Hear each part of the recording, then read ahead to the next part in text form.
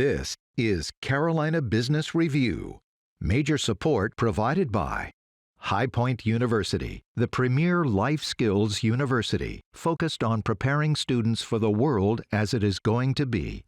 Blue Cross Blue Shield of South Carolina, an independent licensee of the Blue Cross and Blue Shield Association.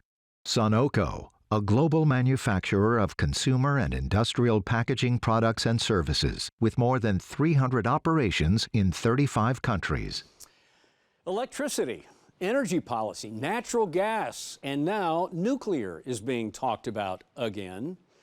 Thank you once again for watching and supporting the most widely watched and longest running dialogue on Carolina business, policy, and public affairs, seen every week across the Carolinas. It's not just the politics of it, but the energy industry is seeing renewed attention. Policy, expansion, the threat of AI, is that it's going to be a voracious consumer of more and more electricity, along with more server farms, electric vehicles, and even the heads of state in the Carolinas, like the Commerce Secretaries, are saying that we are on the verge of an energy crisis because of our growth here in this region. Well, in a moment, we will talk again with the Chief Executive Officer of South Carolina's state-owned utility, Santee Cooper. Jimmy Staton joins us on this Executive Profile. Major funding also by Foundation for the Carolinas, a catalyst for philanthropy and driver of civic engagement, helping individuals, nonprofits, and companies bring their charitable visions to life. Truliant Federal Credit Union, proudly serving the Carolinas since 1952 by focusing on what truly matters, our members' financial success. Welcome to Brighter Banking. And Martin Marietta, a leading provider of natural resource-based building materials, providing the foundation on which our communities improve and grow. On this edition of Carolina Business Review, an Executive Profile featuring Jimmy Staton, President and CEO of Santee Cooper.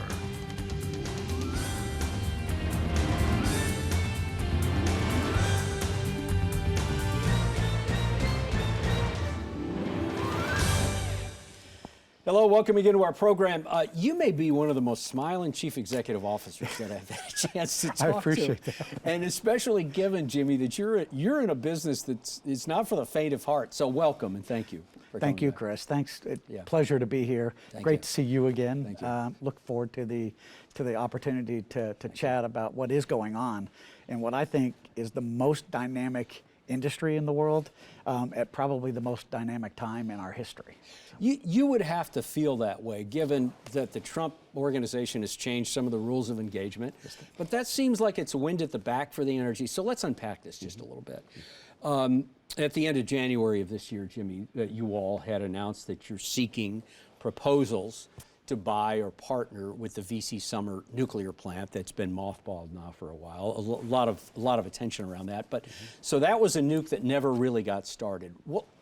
Give us the plan. What are you trying to do with this asset that's kind of been a dead asset on your balance sheet for a while? Where do you see this going? Well, we have seen a lot has gone on since 2017 when the plug was pulled on moving forward with VC Summer. And a couple of those items is Vogtle got completed.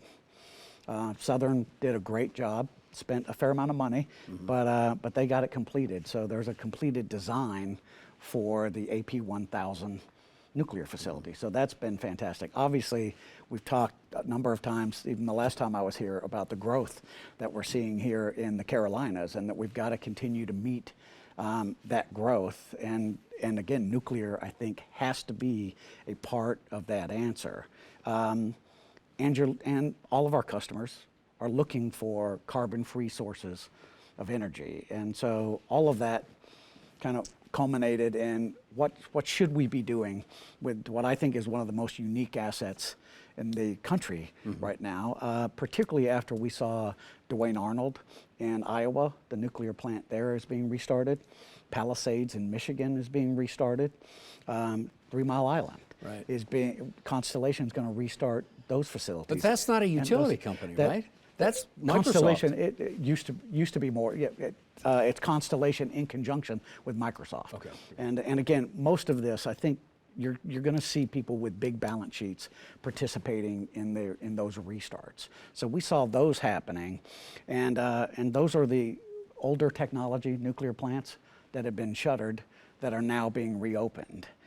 We spotted the fact that, you know what, I think we are the most unique remaining location where we started work on the new technology AP1000s. Probably about 40% completed on VC Summer 2. Less than that, probably more in the 15 to 20% completed in VC Summer 3. And so with all of this growth, all of this opportunity, there was a lot of interest starting to be expressed.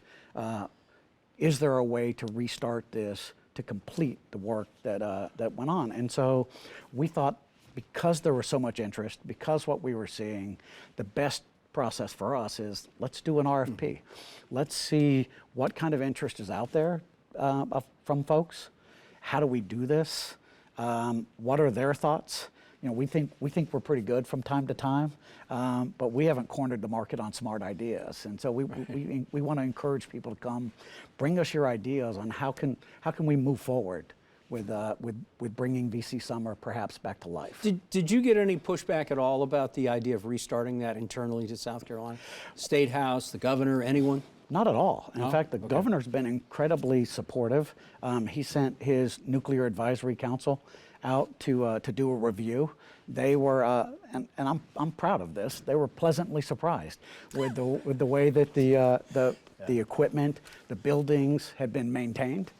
And so they felt very positively about that. We've had some other folks come out and visit it, and again, they feel like there's, and we do too, that there is a lot out there. There's a lot of, I mean, you know, the containment facility is mostly constructed.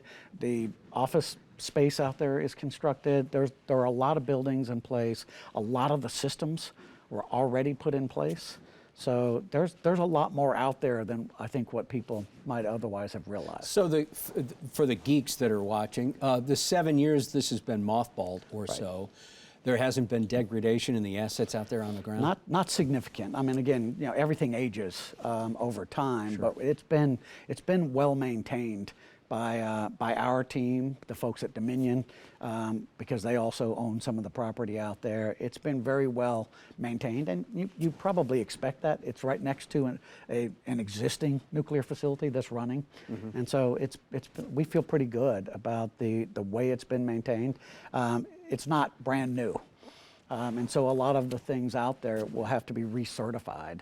But again, we think that's a strong possibility, and we think it accelerates someone's ability to be able to restart. If it cuts 2 or 3 years off of a restart cycle of a of facility, build, that's a significant impact for folks wanting to complete nuclear facilities. How do you, and of course this is almost a leading question, and I don't mean this, when you're down in it, Jimmy, how do you really balance the idea of being environmentally friendly? And I mean, not just kind to the climate and kind to the environment, I get that part. But when you balance those that say we can't do any more carbon, well, we're going to restart a nuke. But the idea of trying to balance all of these ideas and, oh yeah, I don't want a rate increase, and I want to do this, and I don't want a carbon, blah, blah, blah, blah. How do you make sure that all those are truly answered questions to those people that have that issue? That's a great question, and it's a full question. We are, I think the Carolinas in particular, and again, I'm a new Carolinian. Only been here 3 years, but it's such an attractive place to be for anything that we might be doing here. But I feel like we have the opportunity to continue to advance, bringing new technologies, new capabilities here in South Carolina or in the Carolinas. I apologize, but go ahead. Ask me the question again. I want to make sure I'm. Yeah, no, and I would say let's take it down this way. Yep. What's your preferred outcome? Where do you see it perfectly happen? Okay. That you sell the asset completely, that it's off the balance sheet, that you have someone else running it, but you still enjoy the revenue and you can pass through to shareholders? My customers have been shouldering the costs of what we invested previously in VC Summer. And so the ideal situation for me would be that someone compensates us, takes over the property and the equipment that's out there, and moves forward with completing the facility. So that would give some relief to my customers, which I think would be a wonderful thing. We appreciate their tolerance of what we've been charging them. So I would love to see some value return that I could return to my customers. And then equally importantly is that we see someone move forward and bring new nuclear generation to the Carolinas. We think that's important.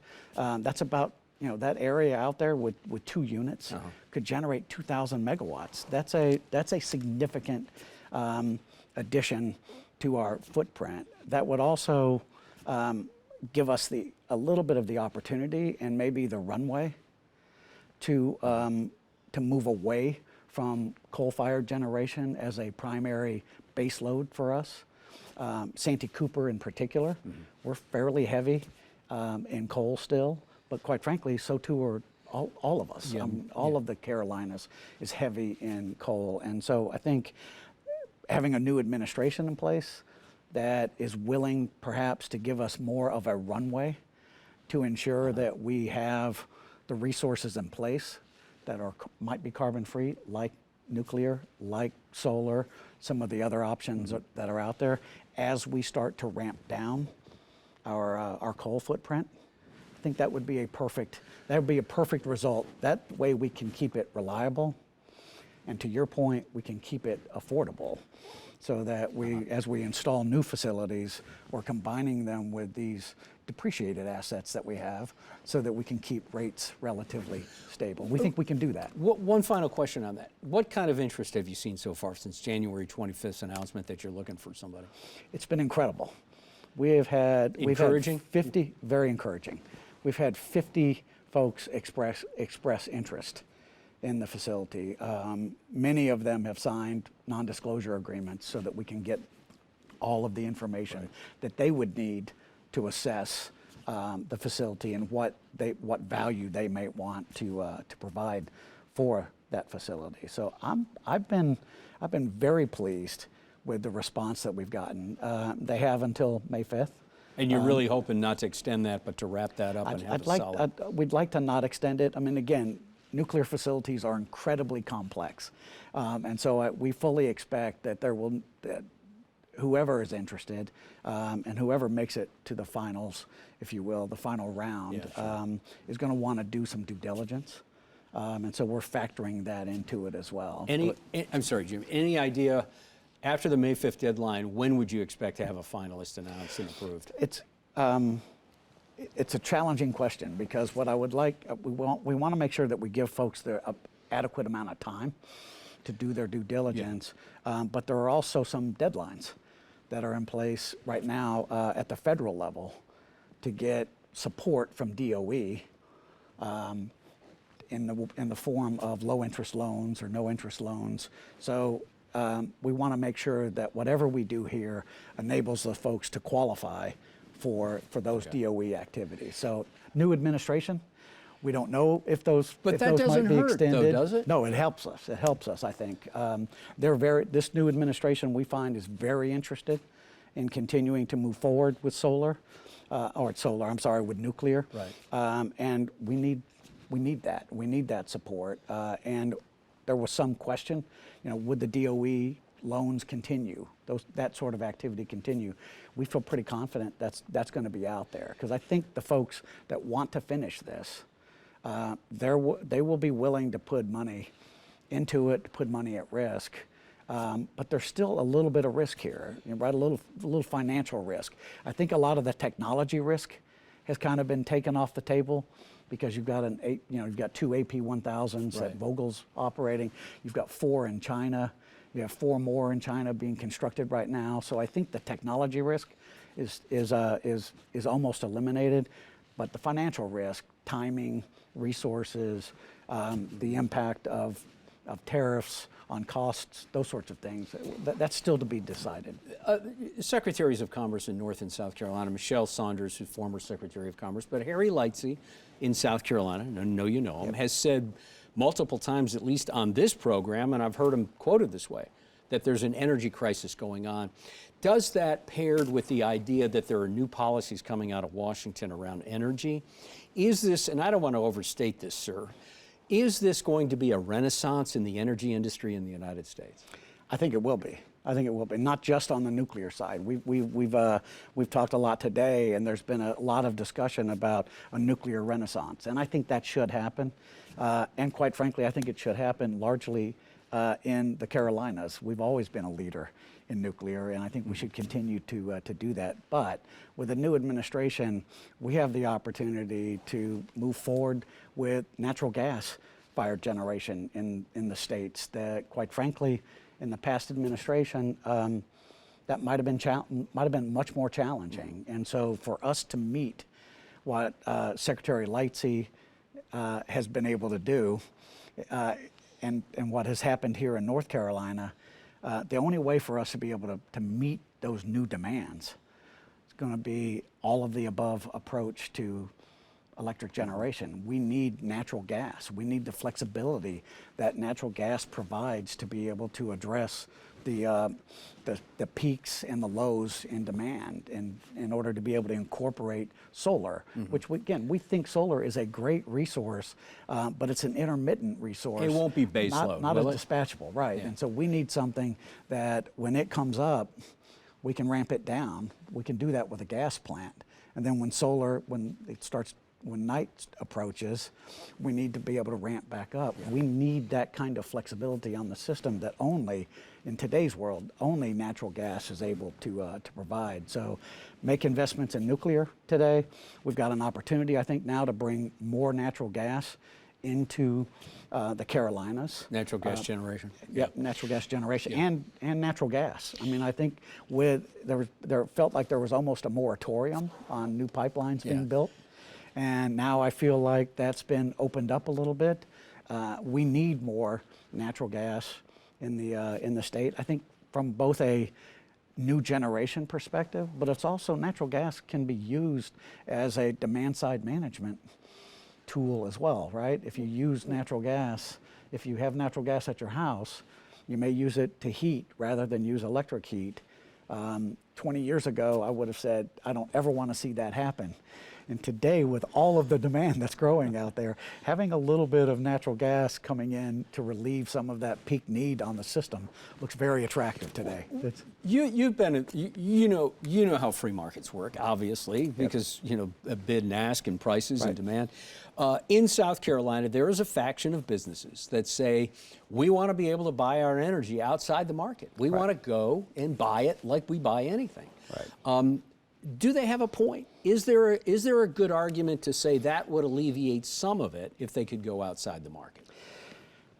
Again, it's a very good question, and we've, as utilities, we work very, very closely with our large volume customers. They obviously deserve the lowest prices we can provide because they bring very high levels of need, and it's constant. So a lot of volume, therefore they should see that in a lower price, and we work very closely with them to make sure that happens. My concern with kind of deregulation or opening the market to just that group of customers is what's the potential impact on the other customers that we serve, our residential and commercial customers. We're fairly sophisticated buyers of energy ourselves, right? And so we feel that we can manage the needs of our large load customers and manage the needs of our lower load factor customers, our residential and commercial customers, in a combined way, and still buy very, very attractive, very, very attractively priced electricity. Because just to give a little bit, we operate all of these assets. We don't run them every day. Right? I mean, we run those on an economic basis. On a So usage, yeah. whatever is the lowest price at the moment, that's what we will buy. And if that happens to be in Georgia or in Maryland, that's what we'll do. We'll buy the cheapest energy we can and bring it to our customers. So I don't feel like there's a dearth of opportunity for us to continue to lower costs. What does concern me, though, is we do have a relatively constrained transmission grid, particularly here in the Southeast. And So the physical asset of the delivery of electricity. yes, being able to import, there are limitations, if you will, on my ability, let's say using South Carolina as an example, my ability to import from Georgia or from North Carolina on any given day is somewhat constrained. And the only reason I bring that up is, so my ability is to reach out for the cheapest electricity is what it is. If I give that up, and I give that up to my large customers, then I have even less of an ability to go out and buy that cheapest energy at any given time. And so that's, when I say I have a concern about what's the impact on the residential and commercial customers, I'm afraid providing that transmission capacity and import capacity to just large customers will limit what I can do to buy lowest cost energy for the entirety of the system. We have about 5 minutes, and I want to get to some of the threats. The threat not just being cyber threat, and I do want you to gauge that for us. But many people have said AI is going to be a voracious consumer of electricity. Is that a threat? Will you be able to meet the demand? Do you talk to your colleagues at other utility producers to figure out strategy? And so there's AI and there's cyber threat. How do you quantify this? Well, from an AI, starting with the economic development aspect of AI, bringing data centers into the Carolinas, I think is absolutely critical for us. I think otherwise we might miss the opportunity to prepare ourselves for probably the economy of the future. So I think bringing those resources here is important, and so we have to be able to figure out how to meet those loads. And we've been doing that. We've gone out and bought assets. We've gone out and we're in the process of building. Like I said, we're making the investment.